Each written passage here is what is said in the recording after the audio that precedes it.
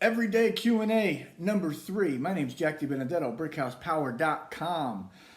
Today's question is, what's your best advice to avoid injury when trying to gain strength?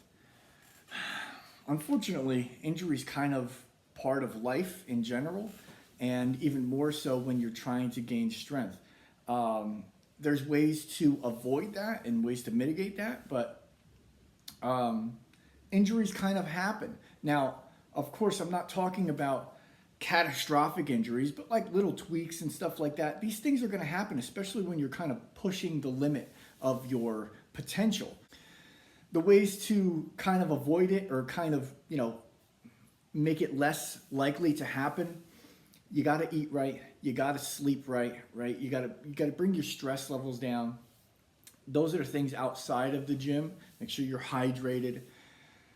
Other than that, you have to make sure you have a proper program set in place. Make sure you're taking deload weeks. Make sure they're programmed in. Don't just go full bore the whole time. Make sure you're not going into 9s and 10s RPEs every single week on every single exercise. That's going to just completely tear you down and leave you more susceptible to injury. Manage your volume. So don't do too much volume, especially if you're starting to ramp up the intensity.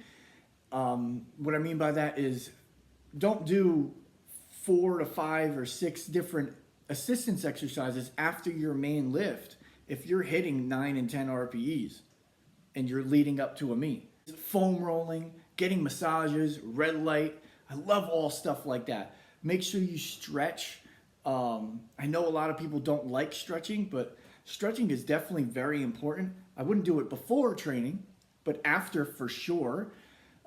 Active mobility before, dynamic mobility, stuff like that before training is great. Make sure you're definitely warm. You should be sweating a little bit before you ever even touch the bar, that kind of stuff. So make sure the joint is mobilized before you touch a bar, that kind of stuff. If you'd like more information on this, you'd like more comprehensive training, BrickHousePower.com, sign up for a consultation or programming there yourself. Answer all your questions there. Leave your comments down below. I'll get to them there.